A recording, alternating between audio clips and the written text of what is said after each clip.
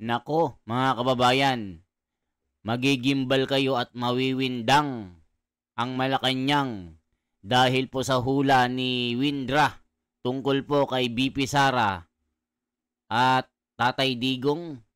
Sabi kasi dito sa mga komento, mga kababayan, si BBM daw ay kakalad ka rin ng taong bayan palabas ng Malacanang. Hala ka, totoo kaya ito? Yan kasi mga komento. At Sara Duterte ay papasok sa Malacanang nang walang kahirap-hirap. Nako, kahit sino mawiwindang po. Pag napanood po ito ng mga loyalista, mawiwindang talaga. Magkahetot-hetot sila dito. Sasabihin na naman nila, yang loyalista na yan ay DDS. Walang kwenta yan. Hula lang yan. Kaya mga kababayan, panoorin natin. Nako po, talagang mababaliw ang mga loyalista dito. Panoorin natin sabay-sabay kasi yan yung mga komento pati ako na nawiwindang dito mga kababayan na grabe talagang mga hula. Parang nagkakatotoo ang mga sinasabi ng mga magagaling na mga Nostradamus ng Pilipinas. So eto na po mga kababayan, ang hula daw talaga dito. Merong mataas na opisyal ng gobyerno na talagang kakalad ka rin ng taong bayan. Totoo kaya ito? Panoorin natin mga kababayan ang hula na ito kasi talagang mawindang ang Malacanang dito na naman. Grabe, di ba? Yung rally po ng Iglesia ni Cristo nung November 16 to 18 na tumagal po ng 2 araw. Ay nawindang talagang Malacanang. Lalong-lalo na nung pasabog ni Manang Amy Marcos na tila nagkahetot-hetot itong si Auntie Claire na magpaliwanag. Nako po, talaga, eto na po. Panoorin natin kasi magigimbal talaga kayo. Hello po, magandang araw po ulit. Although ito po ay request po ng mga subscriber at saka viewer, mag-update daw po kay dating President Duterte o Digong, Tatay Digong. Ito po tayo ngayon. Update po ito ha. Again, this is for entertainment use.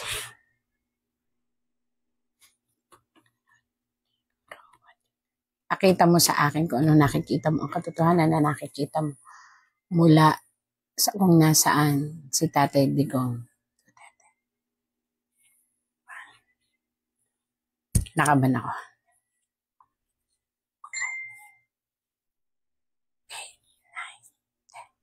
11. Since 11 po, November, ngayon. Kinakabahan ako. Sa totoo lang po, kahit ako minsan nasusupresa sa tarot. Again po, tagabasa lang po ako.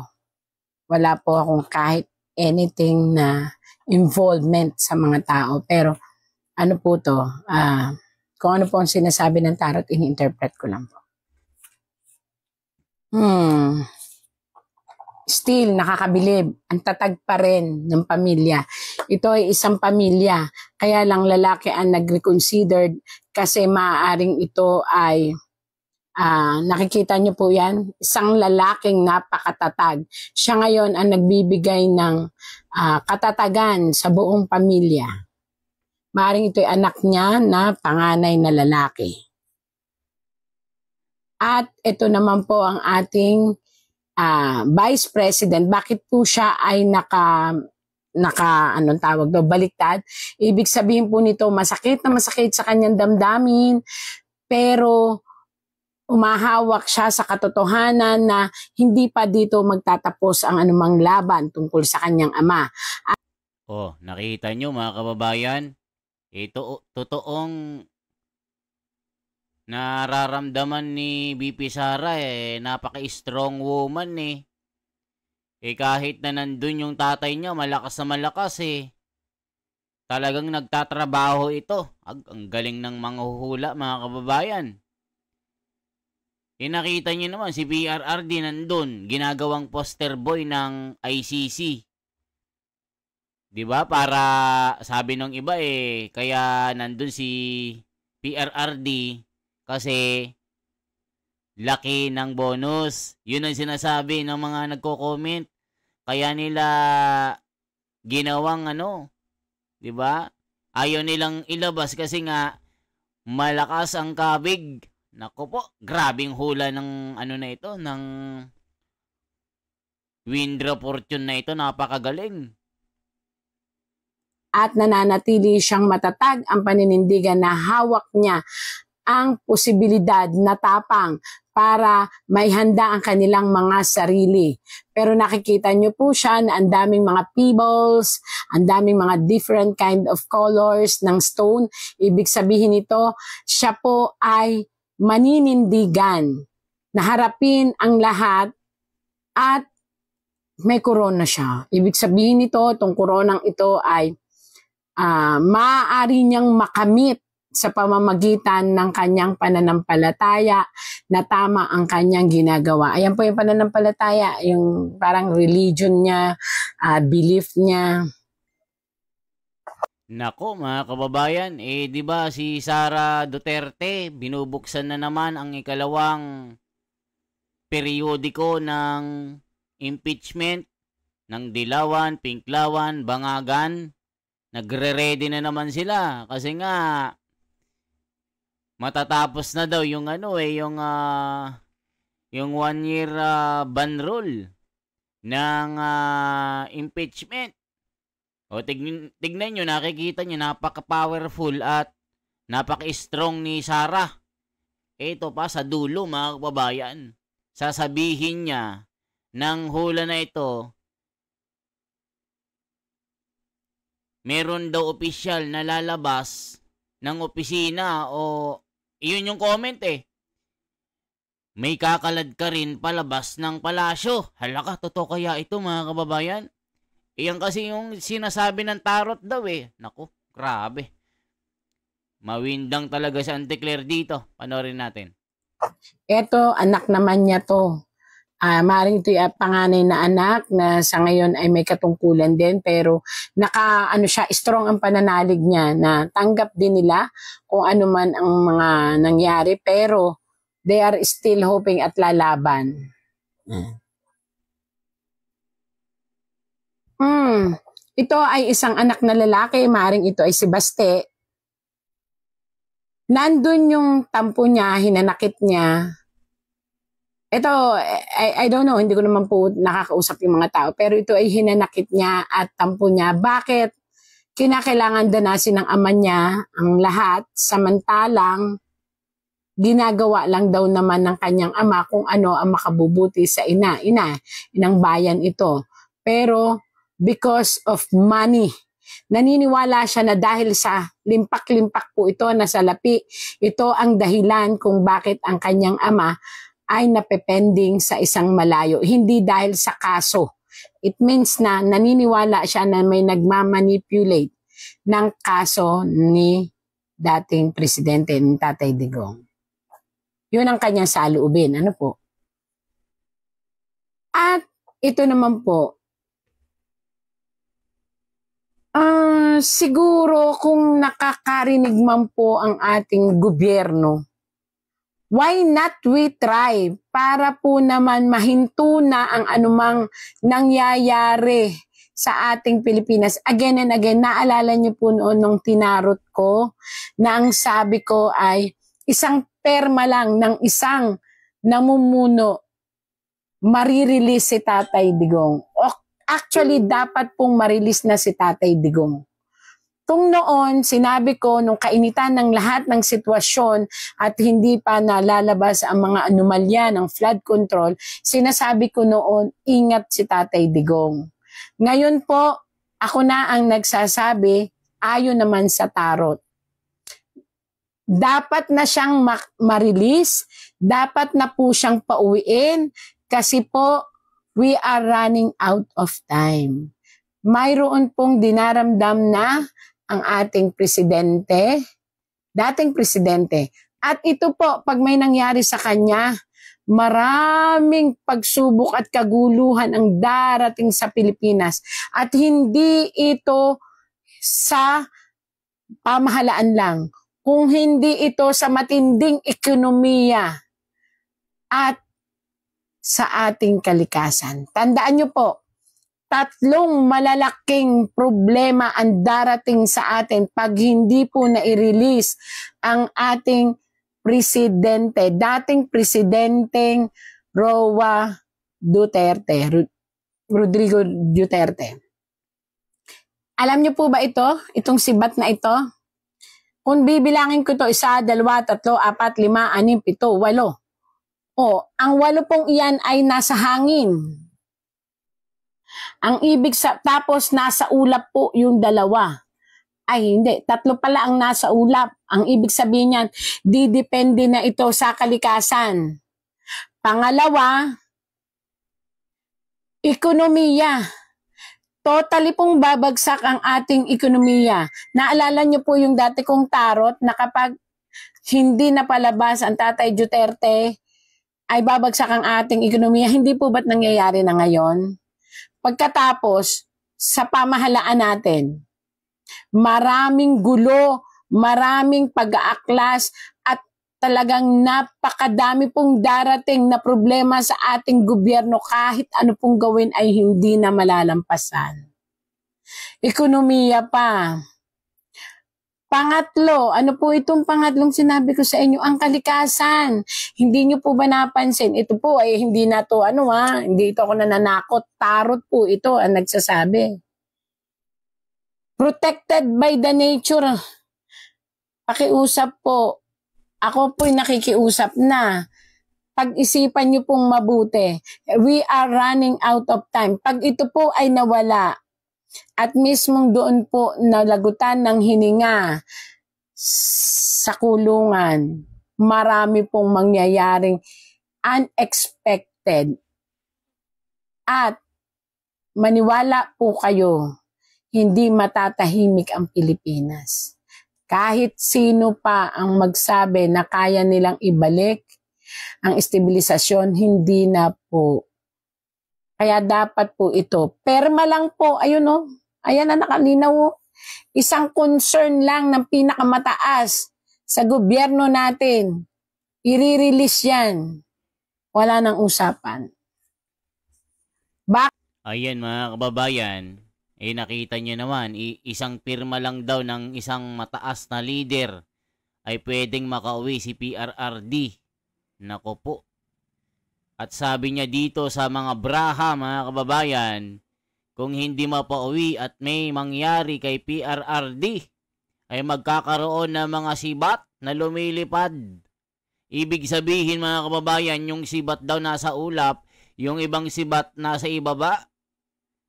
Naku, matindi pong revelasyon ito, na kung hindi maaagapan, magkakaroon ng malaking gulo sa Pilipinas. Hindi lang sa tao, kundi pati kalikasan, magagalit sa sobrang galit. Kaya pauwiin na daw si PRRD habang maaga pa. Nako, mga kababayan ko, nakita niyo naman, ginagawang hostage itong si PRRD doon sa ACC para magkaroon sila ng malaking bonus. Yan yung comment kasi mga kababayan, kaya sabi nila, ang galing naman ni Windra. Tila isang Nostradamus ng Pilipinas. Nako. Mga kababayan ko, lupit nito. Bakit po? Lalabas naman po ang katotohanan na ito lang talaga ang sagot. Itong nakabaliktad na ito. Ano po ba yan nakabaliktad na yan?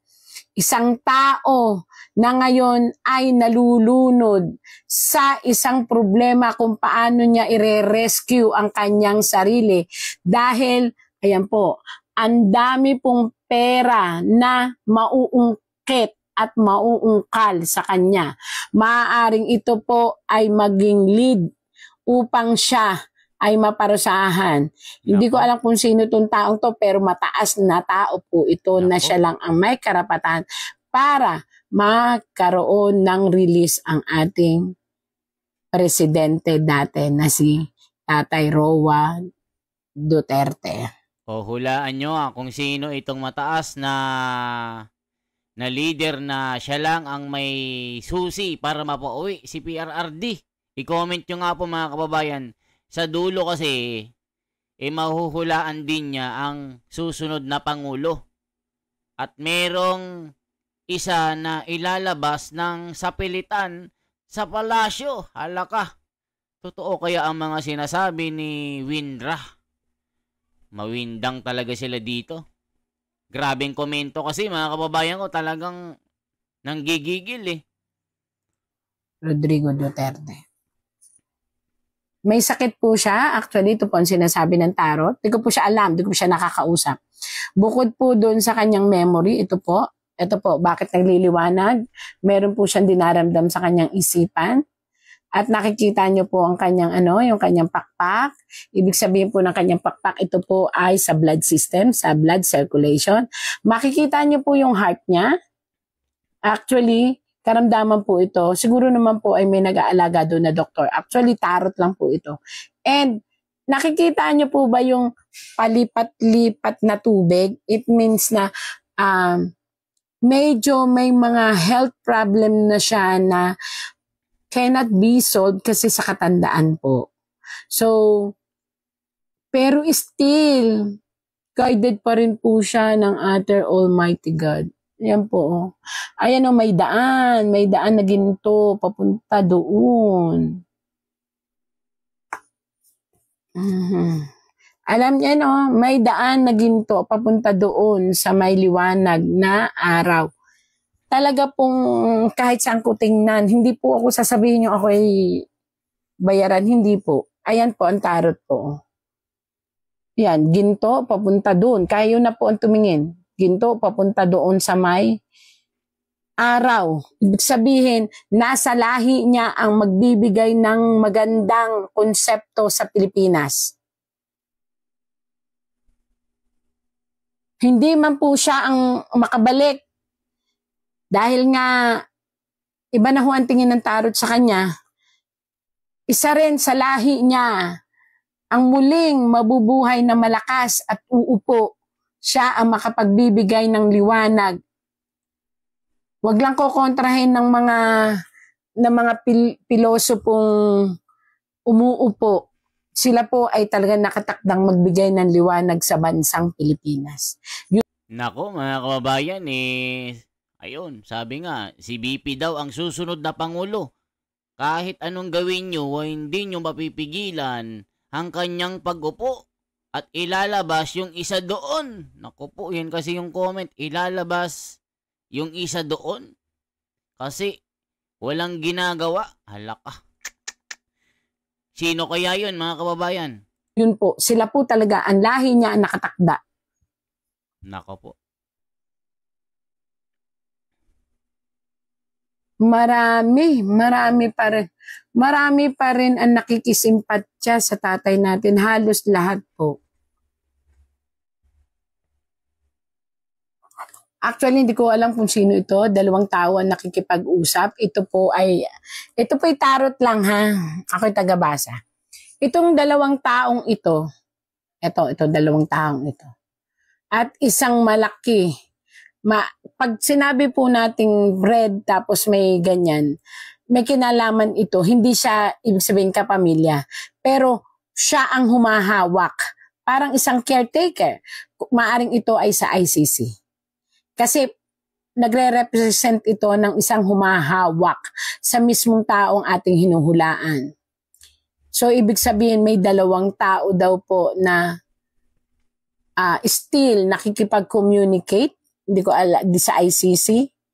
At itong dalawang taong ito ay may kinalaman para makalaya ang ating mahal na dating presidente. Ibig sabihin, kapag itong dalawang ito ay nag-conceive at pumayag, makakalaya po. Ito po yung Pilipino, dalawang Pilipino.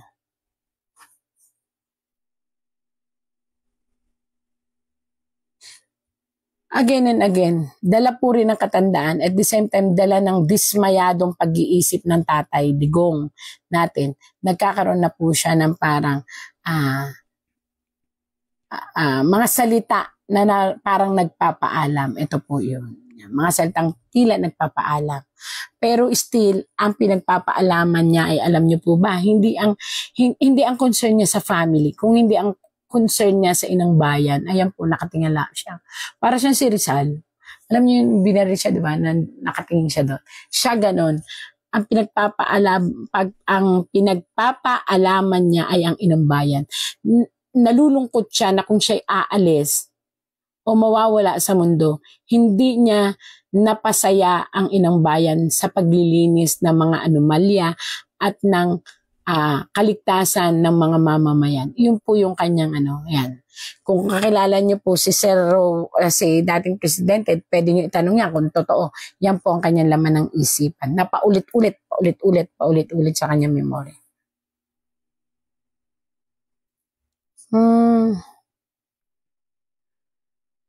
Magtutwist po. Ito po ay sabi po ng tarot, magtutwist po ang lahat ng mga ginawa ng ating mga kumalaban kay Tatay Digong. Sila naman po ang mapapailalim. Nako po. Ito po'y kapalaran.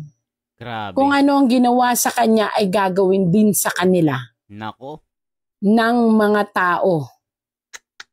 At kung ano po ang sakit na ibinigay sa kanya ay dadanasin din po ng mga tao na hindi namulat sa katotohanan.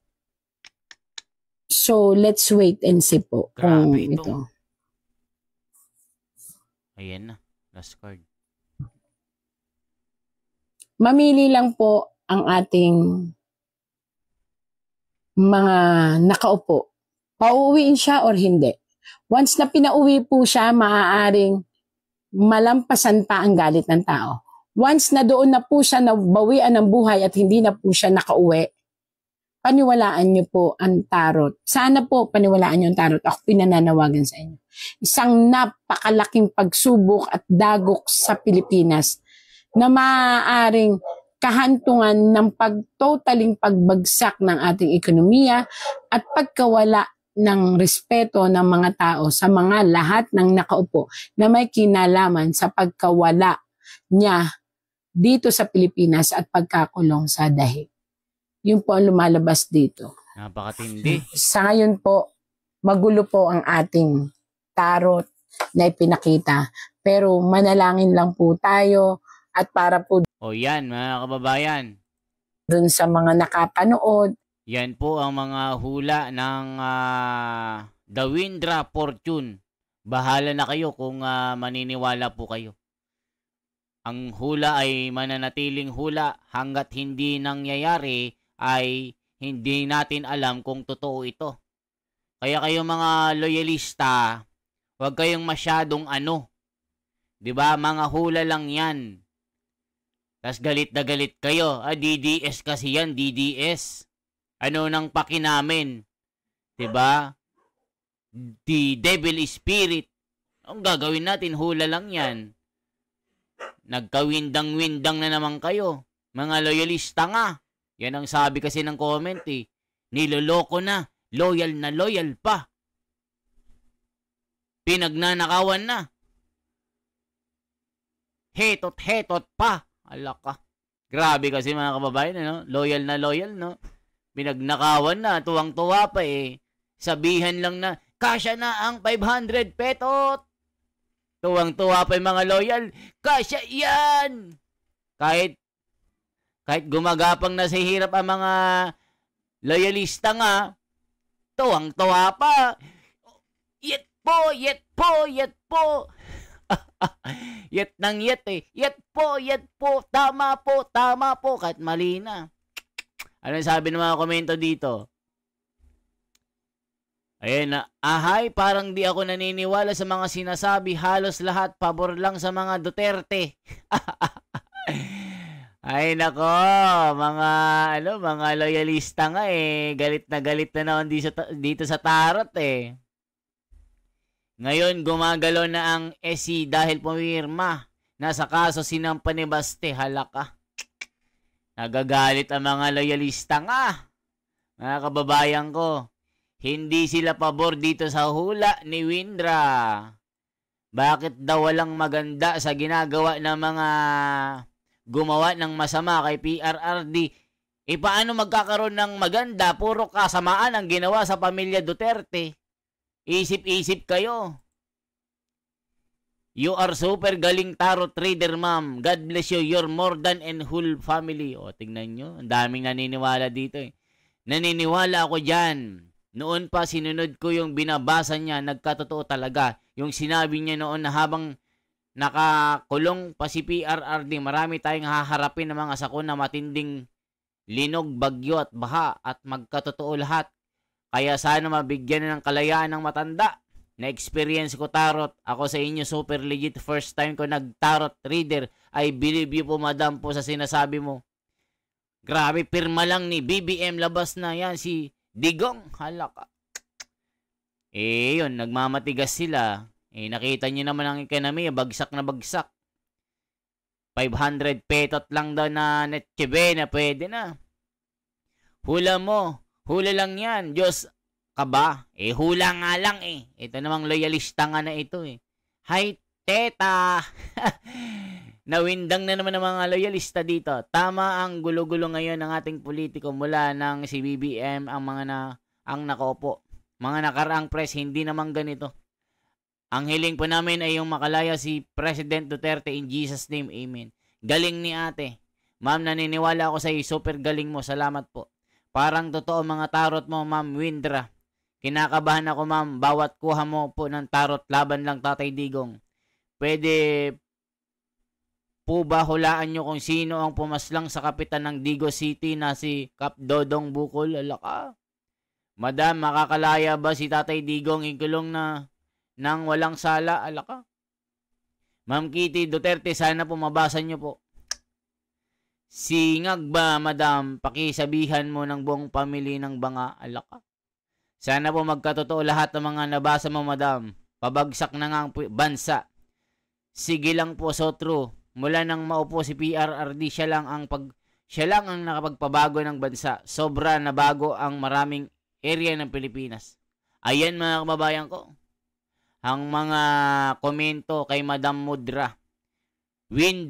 Mga kababayan, kung gusto niyo siyang mapanood, si Madam Windra doon sa kanyang TikTok. Windra Fortune. At dito sa FB, Windra. Malupit. Ito ay mga hula lang ito, mga kababayan, ha. Hindi tayo naniniwala sa hula. Maniwala lang po tayo doon sa nakasulat sa mga talata ng Biblia. Pero nakita nyo naman ang kanyang mga sinabi. Nagkakatotoo. Totoo nga naman pag may nangyari kay PRRD doon. Doon siya abutan. Alam nyo na ang ibig kong sabihin na wag naman sanang mangyari. Ang inihiling po natin ay makauwi siya ng Pilipinas. Na makita pa natin na kumakaway habang bumababa siya ng eroplano. Yun ang hinihiling ng milyon-milyon na mga Pilipino. Pero ang masama dito kung doon abutan, mga kababayan, ng huling araw ng kanyang buhay, talaga magkakaroon ng malaking gulo sa Pilipinas. Hindi magpapahinga ang mga Pilipino sa pagluluksa at magkakaroon ng malaking kaguluhan. Lalong mawiwindang ang Malacanang dito. Nakita nyo naman ang pagbagsak ng Pilipinas. Mula sa piso hanggang sa dolyares, malapit na pong mag 60 pesos. Matinding pagbagsak nito. Ngayon lang po nangyari na nagkahetot-hetot ang gobyernong ito. Grabe kasi ang pagnanakaw ng mga ito sa pera natin na hanggang ngayon wala pang nakukulong. Puro sapsap at botete lang. At kung may mag-witness, hinaharang. Tignan yung ginagawa nila. Si Lacson, Tito Soto, Erwin Tulfo, Remulla, The Bending Dalo.